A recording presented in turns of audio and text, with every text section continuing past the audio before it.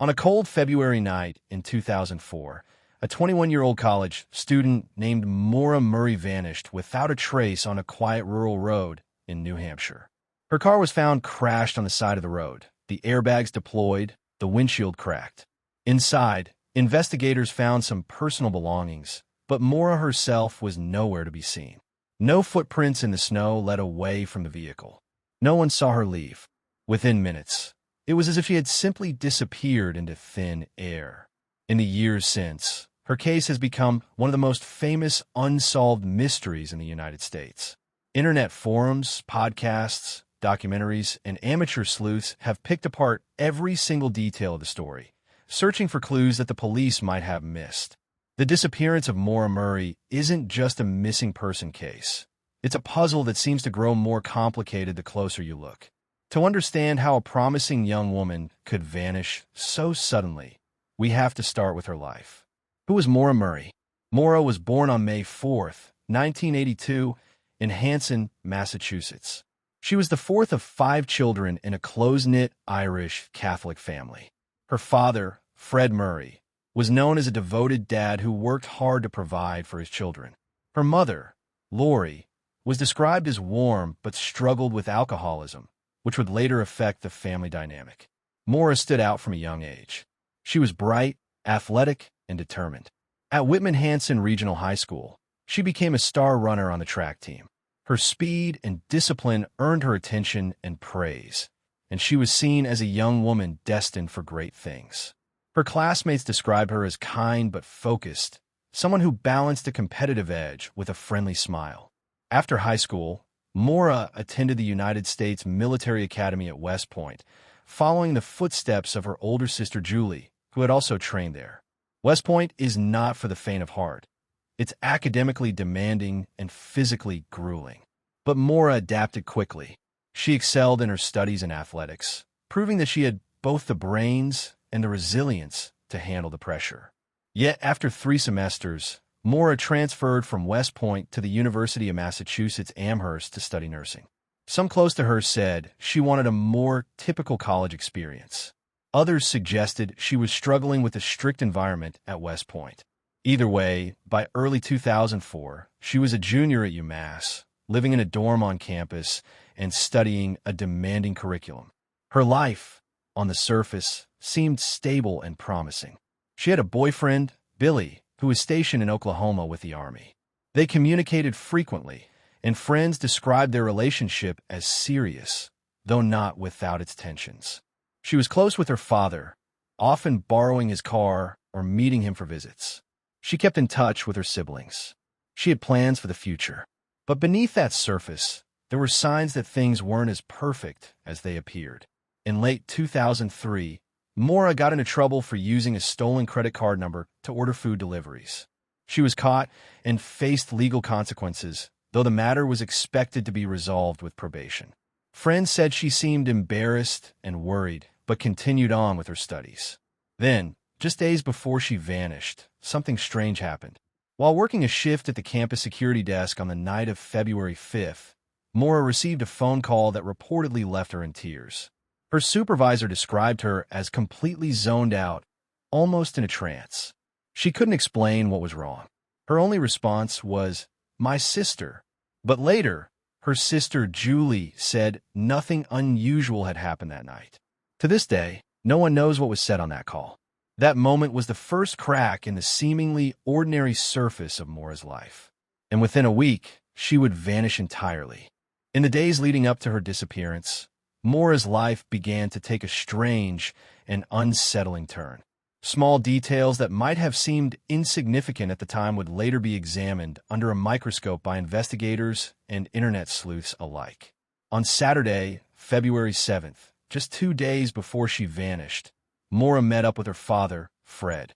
They went car shopping together because Maura's old Saturn sedan was unreliable and she was planning to replace it. Later that night, Fred took her and a friend out to dinner. Everything appeared normal, casual, just a father spending time with his daughter. After dinner, Maura borrowed her father's brand-new Toyota Corolla to go to a party on campus. Sometime after midnight, while driving back, she crashed the car into a guardrail near campus. The damage was significant, but Maura wasn't seriously hurt. The police responded, and Fred's insurance was expected to cover the damage. Fred was upset, of course, but according to him, their conversation the next morning focused mainly on how to deal with the insurance claim. It didn't seem like a major crisis. However, this accident was just the beginning of a series of odd decisions and events. On Monday, February 9th, the day she disappeared, Maura took several unexpected actions. That morning, she sent an email to her boyfriend Billy, writing, "I got your messages, but honestly, I didn't feel like talking to much of anyone.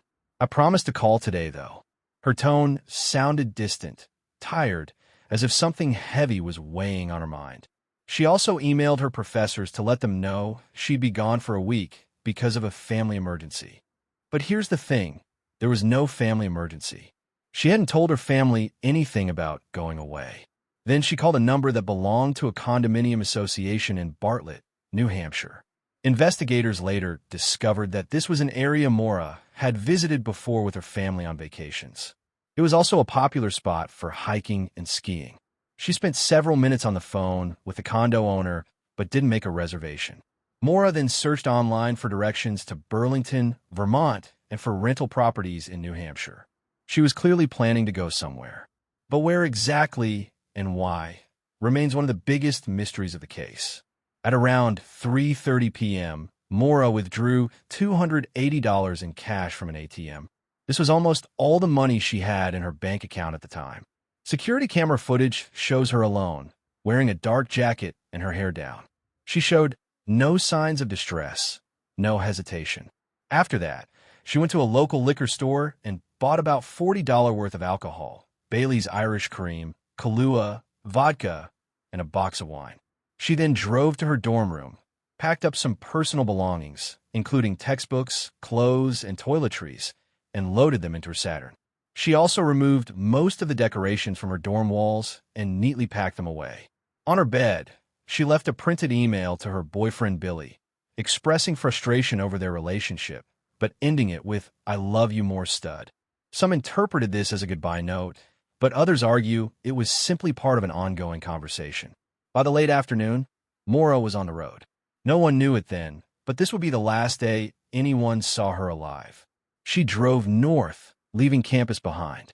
Cell phone records show she placed a call at 4:37 p.m. to check her voicemail, but she didn't call anyone else. She didn't tell her friends where she was going. She didn't tell her family.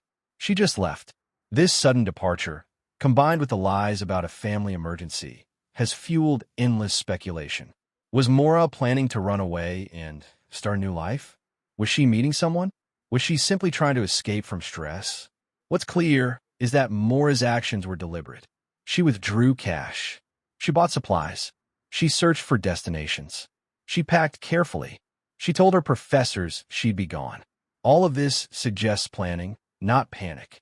But what no one could have predicted was that just a few hours later, her car would be found wrecked on a snowy rural road, and Maura would be gone.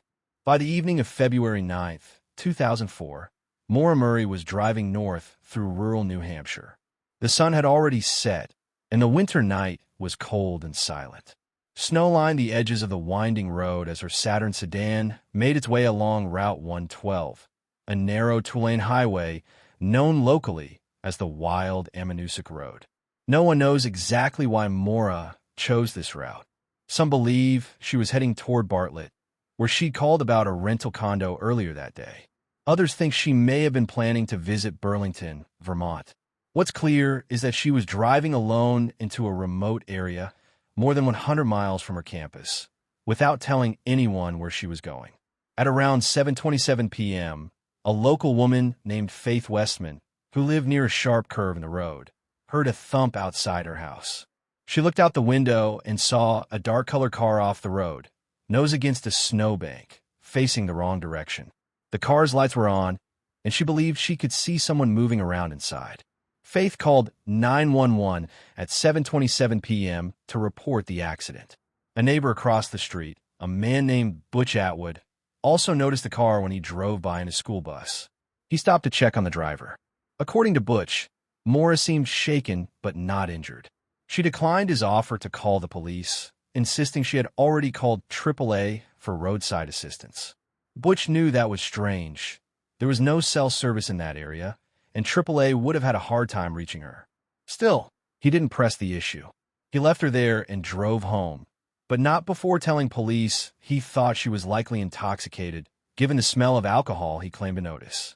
By 7:46 p.m., a police officer, Sergeant Cecil Smith, arrived on the scene.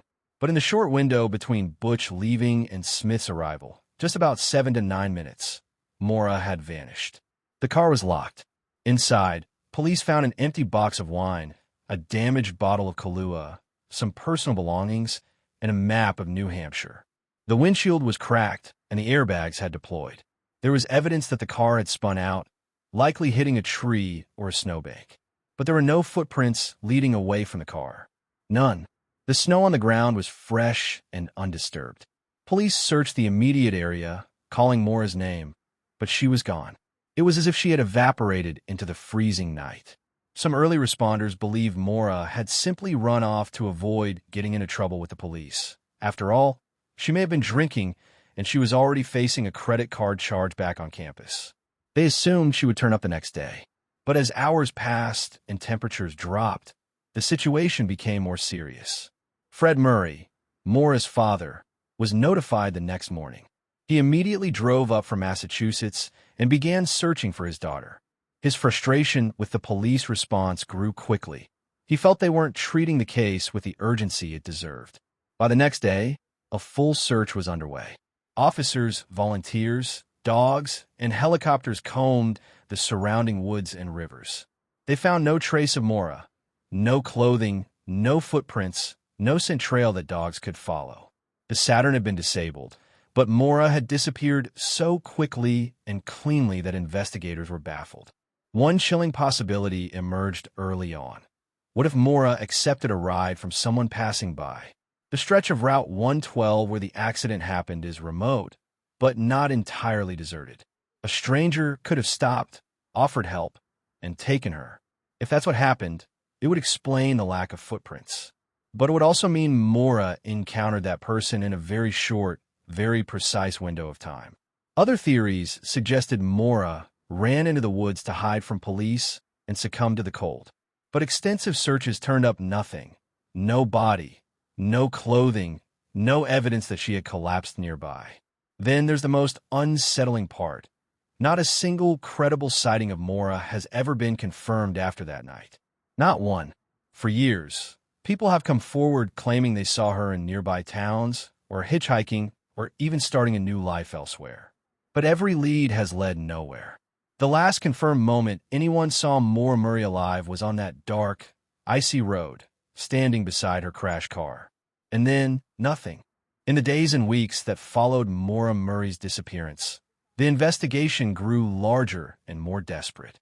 At first, local police believed she might have wandered into the woods after the crash and succumbed to the freezing temperatures. But as the days passed, that theory started to fall apart. Search teams scoured the surrounding area with helicopters, dogs, and hundreds of volunteers. They checked every trail, every riverbank, every abandoned cabin they could find. They even brought in search dogs trained to detect the scent of human remains. But there was nothing. No clothing, no footprints, no scent trail.